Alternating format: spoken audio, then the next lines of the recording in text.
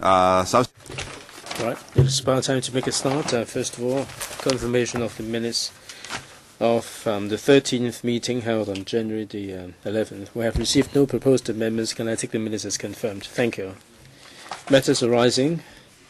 Meeting with the CS. The CS expressed concerns that with so many subcommittee on policy being set up, the bill's scrutiny might be affected. And she also made a point that the bills that will be introduced to the Council progressively, she would like to have sufficient time for the scrutiny. And as I said, we have decided to set up 8 subcommittees on policy, and we have in fact hit the ceiling for subcommittees in this category. Any further subcommittees proposed will be put on a waiting list, and they will not be activated until after there are slots available. Any questions? Further business of the Council of January the 23rd, proposed resolution to be moved by Mr. Charles MOK under Section 34(4) of the Interpretation in General Clauses Ordinance, Cap 1, in relation to the Telecommunications Apparatus Exemption from Licensing Amendment Order 2012. And this is to extend the scrutiny period to February the 27th. All right, no question. Moving on to business for the Council meeting of the 30th and 31st of January and 1st of February 2013. There are 20 written questions.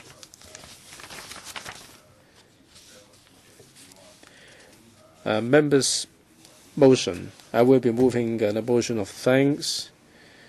I will be moving this motion in the capacity of Chairman of the House Committee. The deadline for giving notice of amendments is Wednesday, January the 23rd.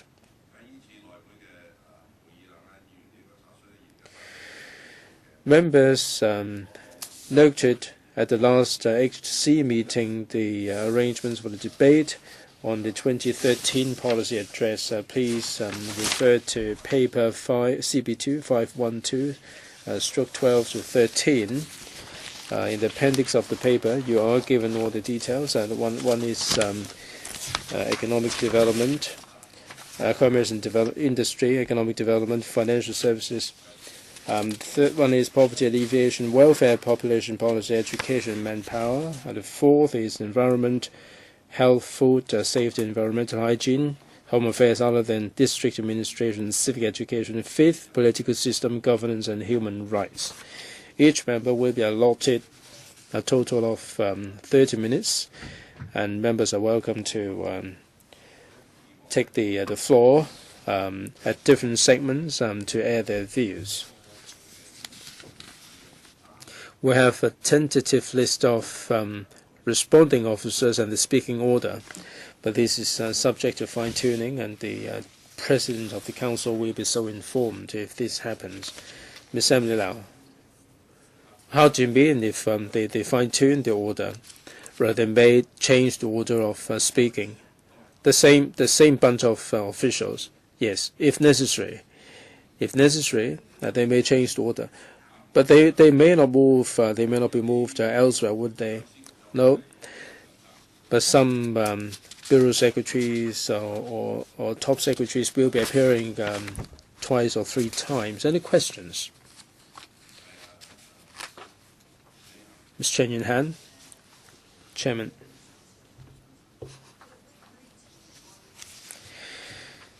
Well, why is it that a debate will have to take place a fortnight after the policy address? I've read the House rule. It should be no less than 14 days.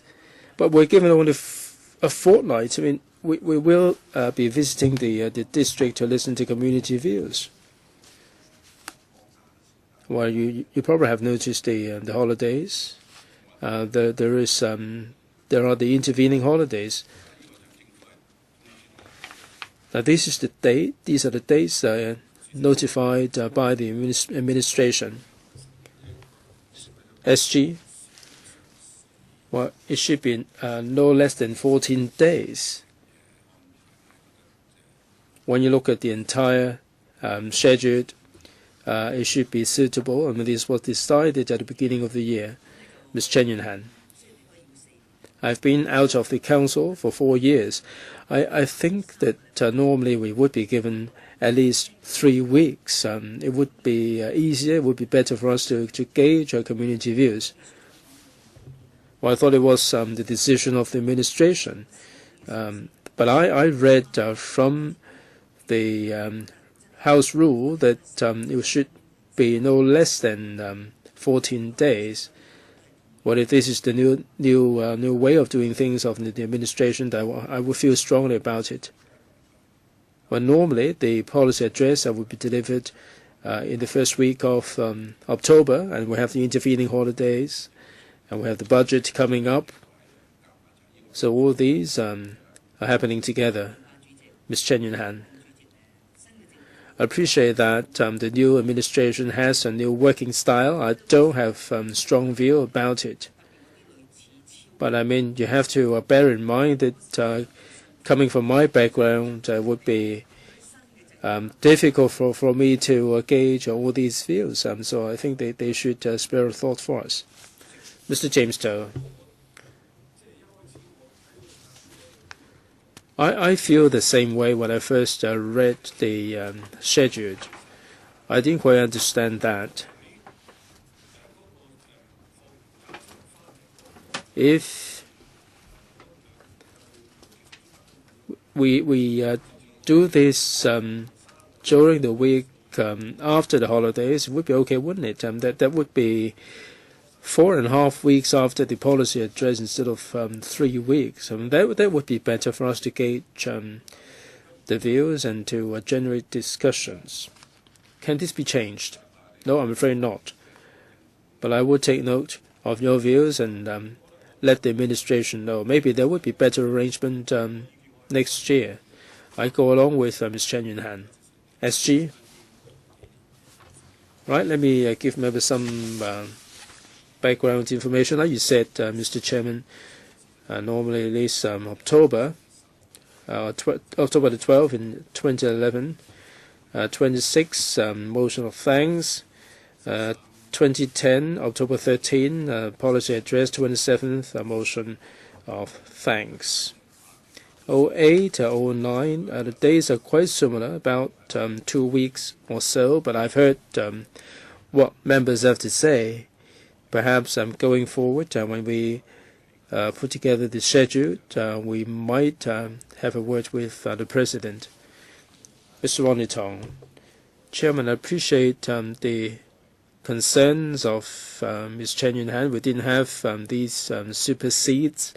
I hope that there will not be any more supersedes going forward, but we do have now. The CE has postponed the policy address. I'm not sure whether this is happening for this year or whether he's going to do this on a regular basis. If we can be given more time to gauge community views, then it would be acceptable for us to postpone it a little bit. So can we take it up with the CS and see whether there will be a delayed policy address going forward? Perhaps we can allow an additional week for members to gauge their views. All right, we take this up with the CS on Monday. Any further views?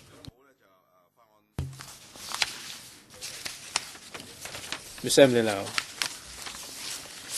Well, Chairman, for the 3 days of meeting, normally the second and third days, we have them between 9 a.m. and 10 p.m. Now, by Friday, or on Friday, by evening or by 10, we still cannot finish the meeting. What is the arrangement going to be like? If the President is of the view that by 10 on that day the meeting can be completed, then he would end the meeting that way.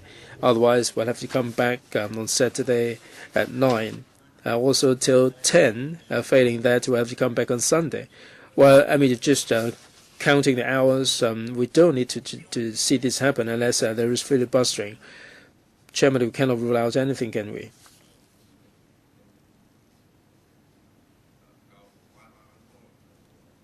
or if they call a quorum, then they can do this.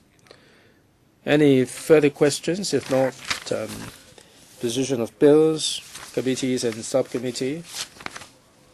As of January 17, there are 2 bills committees and 6 subcommittees under the House, and 7 subcommittees on policy issues under panels that are currently in action. There is 1 subcommittee on the waiting list. Any questions? If not, AOB, any AOB item? No? Chairman, beg your pardon, I was late. The Welfare Services Panel would like to set up a subcommittee on retirement, where this will be taken next week. All right, meeting adjourned.